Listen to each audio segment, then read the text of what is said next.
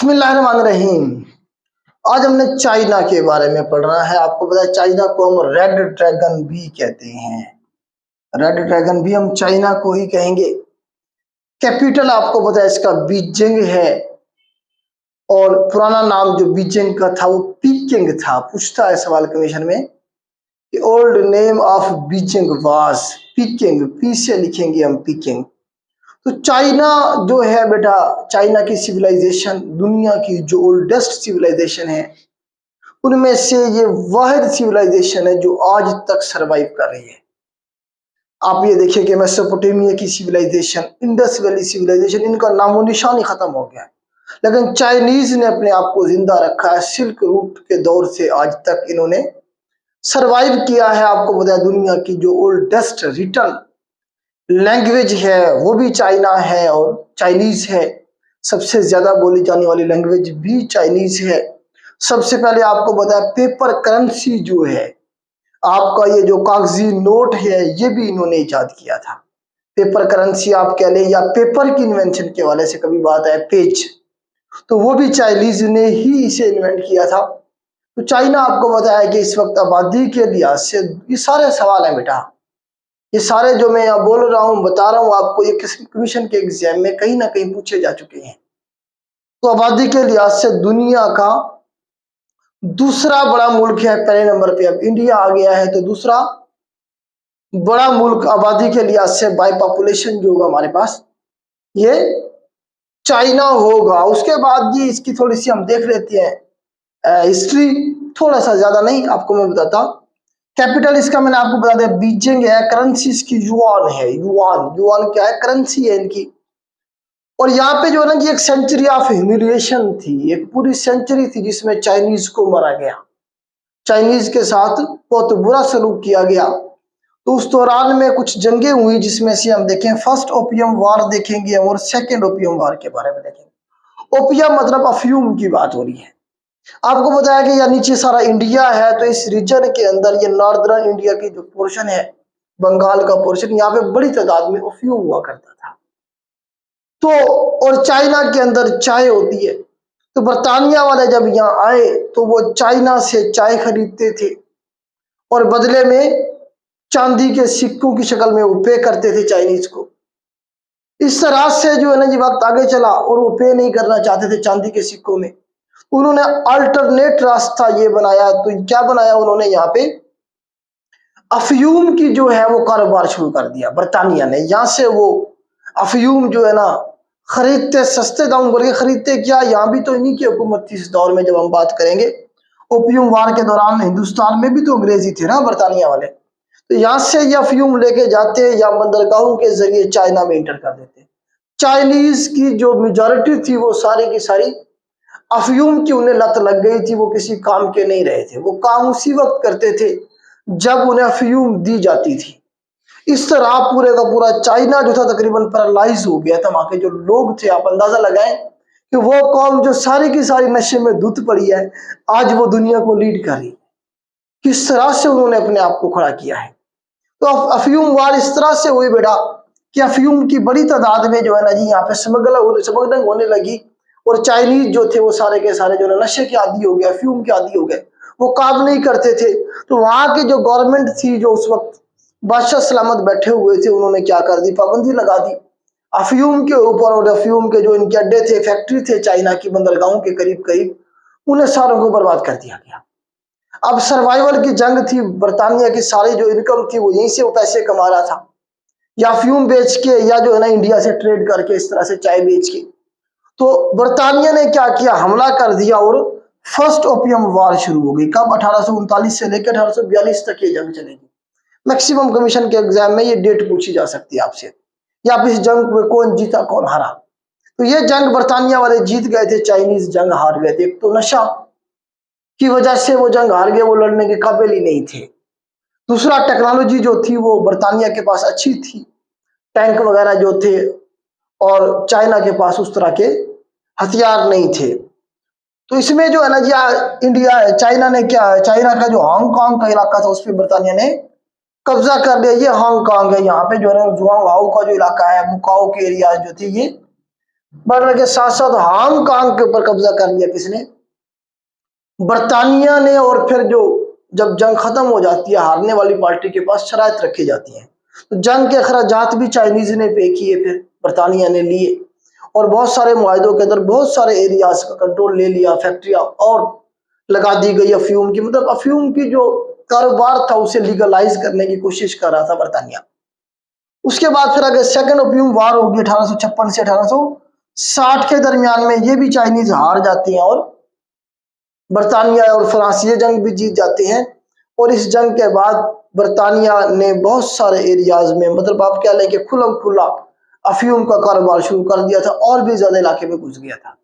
फिर आहिस्ता आहिस्ता हम देखेंगे कि पूरे चाइना को तो कंट्रोल नहीं कर सकता था बर्तानिया, उसने यहाँ की जो गवर्नमेंट थी, पपेट किस्म की गवर्नमेंट, उसी पे कंट्रोल हासिल कर लिया, और उसके जरिए वो यहाँ से आवाम को लूटते रहे, रिसोर्सेज जो थे इनके लेते रहे, और जो अफीम था उसका कारोबार करते रहे। फिर यहाँ के लोग उठेंगे आहिस्ता आहिस्ता इनके खिलाफ, बर्तानिया वालों के खिलाफ, और वो जो पपेट गवर्नमेंट थी उसके खिलाफ। आगे चल के इनकलाब आएगा, और इनकलाब कौन लेके आएगा जी? मौजेतुंग साहब जी इनकलाब लेके आएंगे। ये जरा थोड़ा सा सवाल यहाँ से बनेगा। मौजेतुंग साहब जो थे 1934 में ये लॉन्ग मार्च लेके निकलती हैं, और 1949 तक ये पूरे चाइना का चक्कर लगा के जब वापस आते हैं तो पूरा चाइना जाग चुका होता है।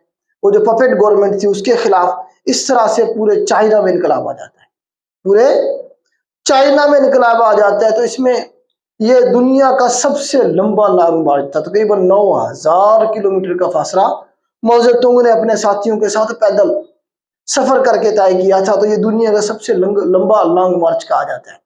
तो इस तरह से ये चाइनीज को जगाने में कामयाब हो गए, और ये चाइना में इनकलाब ले आए, हुकूमत पे कब्जा कर लिया गया। जो पपेट किस्म के लोग थे बर्तानिया के और फ्रांस के और अमेरिका के, वो यहाँ से उठ के भाग गए ताइवान। ये ताइवान नजर आ रहा है।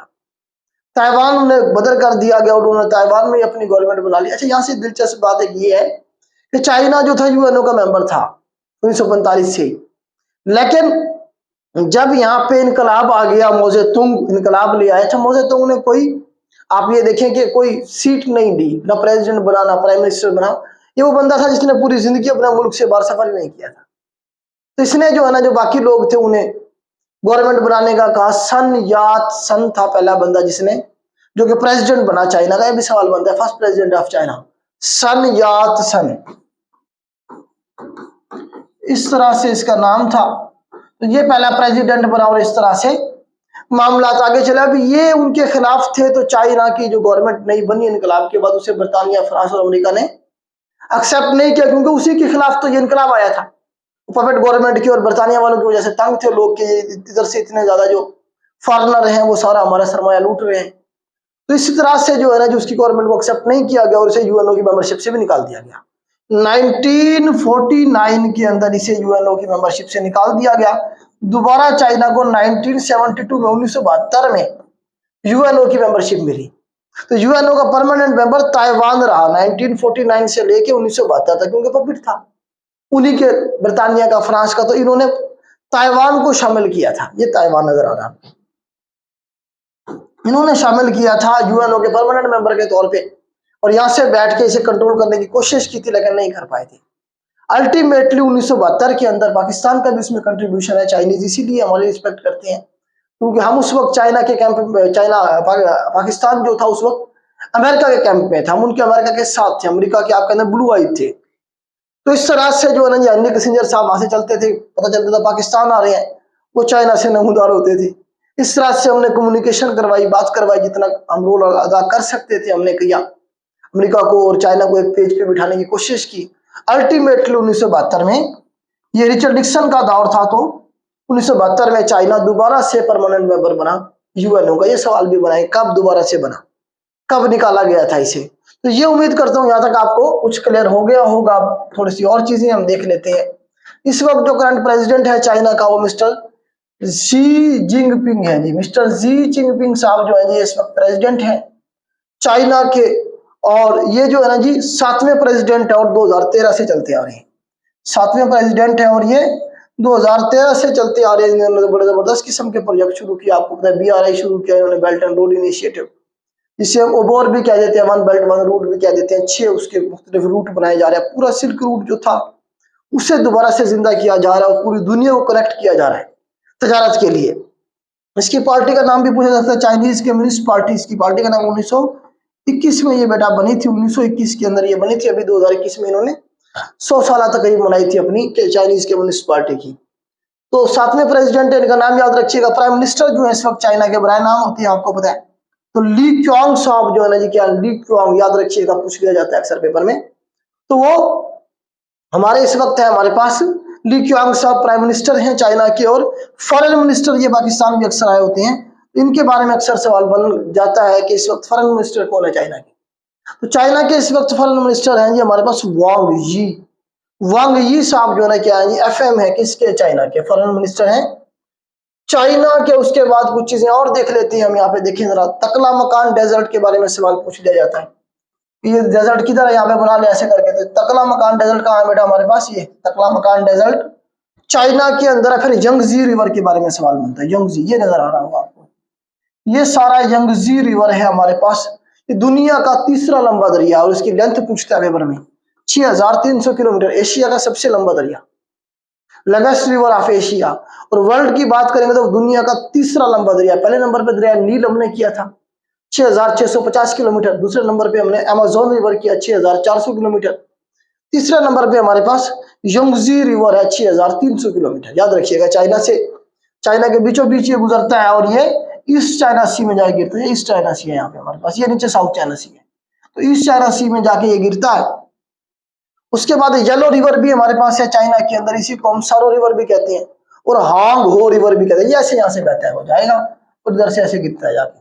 तो हांग हो रिवर, इसका नाम याद रखिएगा बस, येलो रिवर या फिर सारो रिवर। ये भी चाइना में ही है, इसकी लेंथ याद ना रहे तो कोई इशू नहीं है। थ्री गॉर्जियस डैम के बारे में भी सवाल बनता है कि दुनिया का सबसे बड़ा कंक्रीट डैम है, 22,500 मेगावाट बिजली की कैपेसिटी है इसकी। इसके बारे में कहा जाता है कि इतना बड़ा वॉल्यूम है, इससे जमीन की जो रोटेशन है उससे पे भी फर्क पड़ रहा है। तो ये दुनिया का सबसे बड़ा कंक्रीट का डैम है, दुनिया का सबसे बड़ा अर्थ फील्ड, मिट्टी से बना हुआ जो डैम है वो पाकिस्तान में है, तरबेला डैम। इस तरह से आप देखें कि हमारे पास थ्री गॉर्जियस डैम दुनिया का सबसे बड़ा डैम है, ओवरऑल भी सबसे बड़ा है, और कंक्रीट डैम में भी ये सबसे बड़ा डैम है। ठीक हो गया जी, ये 2-4 सवाल ऐसे बन सकते हैं। आगे चलते हैं। नेक्स्ट है जी हमारे पास ग्रेट वॉल ऑफ चाइना के बारे में आपने सुना होगा। तो ये बेटा मंगोलिया वाली साइड में है। देखिए मैं आपको बताता हूँ, ये सवाल पिछले दिनों पूछा गया, great wall of China China की कौन सी डायरेक्शन में, ये सवाल पूछा गया था। देखिए यहाँ पे है, ये यहाँ पे है, मतलब चाइना की नॉर्दर्न साइड पे है, चाइना की नॉर्दर्न साइड में। यहाँ से मंगोल हमलावर आते थे, तो इन मंगोलों के जो हमले थे उनसे बचने के लिए ये दीवार बनाई गई थी। तो सवाल बनता है पेपर में, ये बना था कि चाइना की कौन सी डायरेक्शन में है, तो नॉर्दर्न साइड में है ग्रेट वॉल ऑफ चाइना। तो ग्रेट वॉल ऑफ चाइना के हवाले से बेटा सवाल बनेगा, दुनिया की सबसे लंबी दीवार है, 21,196 किलोमीटर इसकी लेंथ है। लेंथ अक्सर पूछ ली जाती है, 21,196 किलोमीटर इसकी लेंथ है। जो मेन दीवार है ना जी, जो मेन दीवार है उसकी लेंथ है 3400 किलोमीटर, 3400 किलोमीटर। लेकिन उसके साथ कुछ उसकी इस तरह से शाखें भी बनी हुई है, इस तरह से कुछ शाखें भी बनी हुई है, इस तरह से टोटल जो लेंथ मिला के बनाई जाएगी वो 21,196। दोनों सवाल बने हैं, ये भी बना है 3400 वाला भी बना है कि मेन लेंथ कितनी है और टोटल लेंथ कितनी है, ये दोनों सवाल बने हैं। उसके बाद ये कब बनाई गई थी, क्यों डायनेस्टी के दौरान पहली दफा ये बनाई गई थी 220 बीसी के अंदर। बाद में फिर मिंग डायनेस्टी में इसे इसकी एक्सटेंशन की गई। इस तरह से जो है ना जी चाइना के हवाले से बेटा ये आपके मेन क्वेश्चन थे जो बन सकते हैं। उम्मीद करता हूं मैं आपको चाइना के हवाले से समझा पाया हूँ। आज के लिए इतना ही, अल्लाह हाफिज।